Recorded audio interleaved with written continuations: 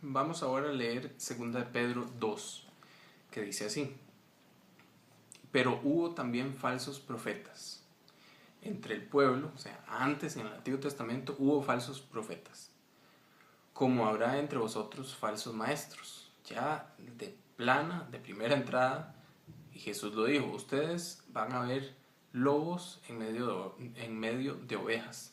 Pedro aquí repite las palabras de Jesús y dice: como habrá entre vosotros falsos maestros, que introducirán encubiertamente herejías destructoras. O sea, que esos falsos maestros, y son falsos maestros no porque vienen diciendo soy un falso maestro, es un maestro, pero es falso, o sea, da la impresión de ser un maestro, pero es falso. ¿Y qué es lo que hacen? Introducir encubiertamente herejías destructoras, tipo Evangelio de la Prosperidad, etc. Y aún negarán al Señor que los rescató, atrayendo sobre sí mismos destrucción repentina.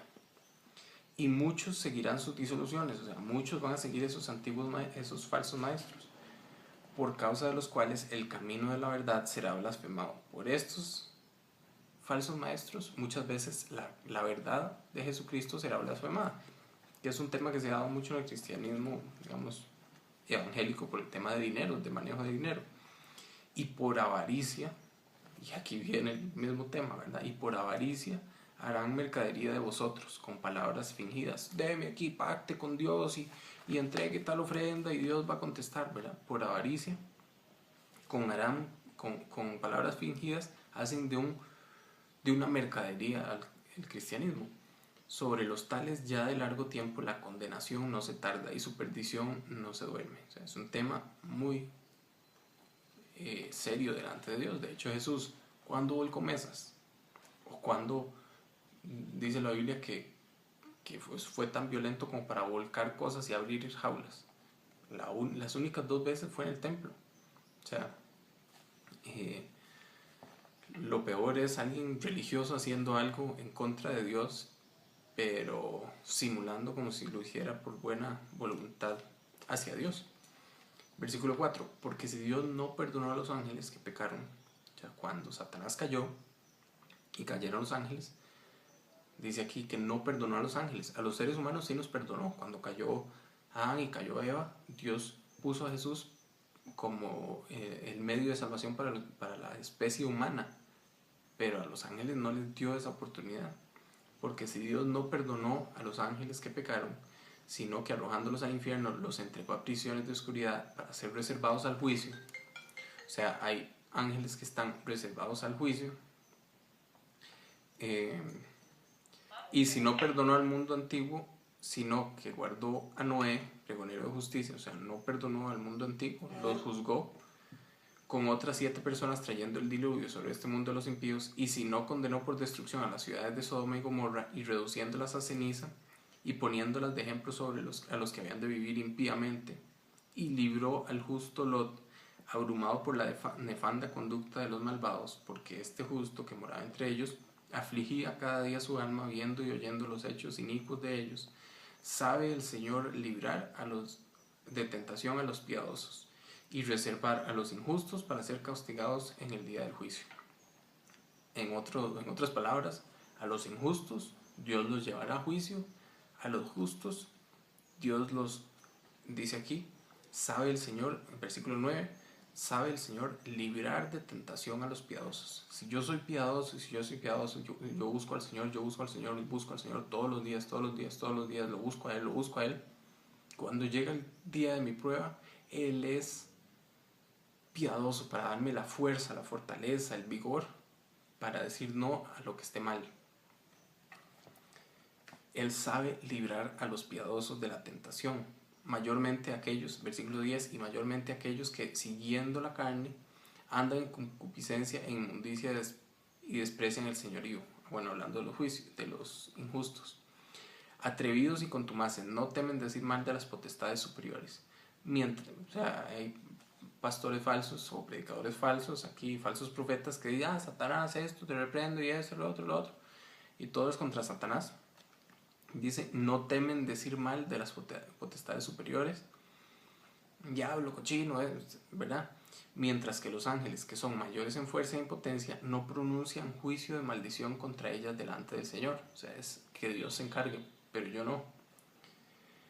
Pero estos, hablando mal de cosas que no entienden, como animales irracionales, o sea, los falsos profetas, hablando mal de cosas que no entienden como animales irracionales, nacidos para presa y destrucción, o sea, para juicio de Dios, perecerán en su propia perdición, recibiendo el galardón de su injusticia. O sea, van a cegar y cosechar lo que están sembrando, ya que tienen por delicia el gozar de deleites cada día. Estos son inmundicias y manchas, quienes aún mientras comen con vosotros se recrean en sus errores.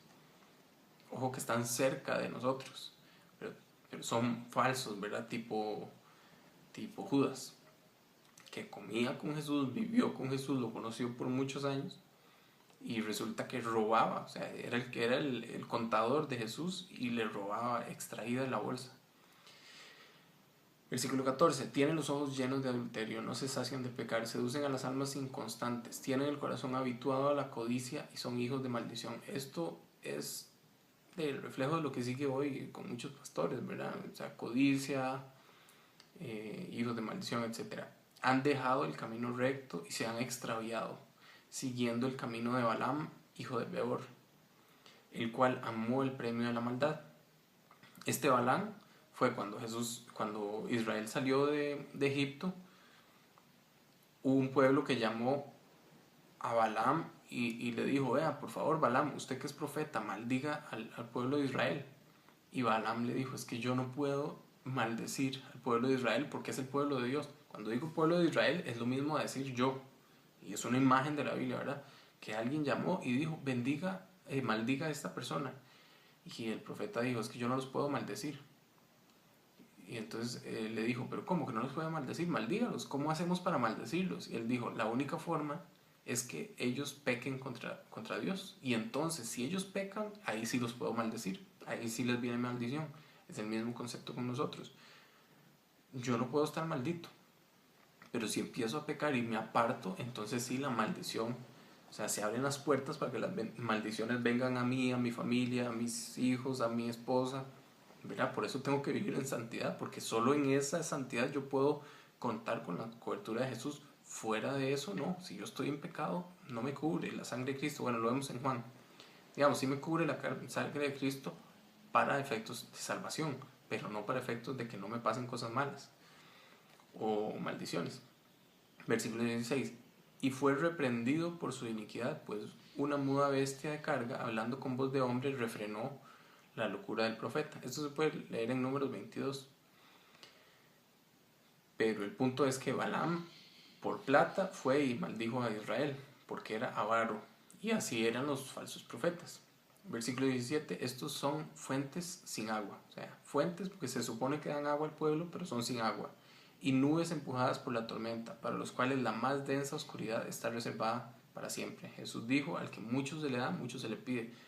Y habíamos leído en Pablo también, a Pablo, diciendo, el que quiera ser obispo, cuidado, no os hagáis muchos de vosotros, señores, porque recibiréis mayor condenación. O sea, entre más alto su puesto, más su responsabilidad y más fuerte el juicio. Versículo 18. Pues hablando palabras infladas y vanas, seducen con concupiscencias de la carne y de soluciones a los que verdaderamente habían huido de los que viven en error. O sea, los que realmente se habían convertido a Jesús, los meten en una religiosidad ahí poco fructífera. Versículo 19. Les prometen libertad y son ellos mismos esclavos de corrupción. O sea, les prometen en sus falsas iglesias libertad, pero ellos mismos son esclavos de corrupción, de avaricia, etc. Porque el que es vencido por alguno es hecho esclavo del que lo venció. Ciertamente, o sea, si el pecado me vence, yo soy esclavo del pecado. No puedo liberar a nadie si yo mismo soy esclavo. Versículo 20. Ciertamente, si habiéndose ellos escapado de las contaminaciones del mundo, por el conocimiento del Señor y Salvador Jesucristo, enredándose otra vez en ellas, son vencidas, su postrer estado viene a ser peor que el primero. O sea, estabas en Jesús, conozco a Jesús y de nuevo me devuelvo al mundo, mi estado es peor porque ya conozco la verdad, pero sigo en pecado. Versículo 21. Porque mejor les hubiera sido no haber conocido el camino de la justicia, que después de haberlo conocido, volverse atrás del santo mandamiento que le fue dado. O sea, el que mucho se le da, mucho se le pide. Si yo conozco mucho, me va a ser juzgado, voy a ser juzgado peor. Yo no puedo decir, ah, sí, es que no, es que hay cristiano más mediocre, no sabe tal y tal cosa. Sí, pero ¿cuáles son mis circunstancias de vida y cuáles son las de él? ¿Cuáles son mis oportunidades de vida, mis familiares, mis papás, lo que me enseñaron a mí, las personas que yo pude escuchar?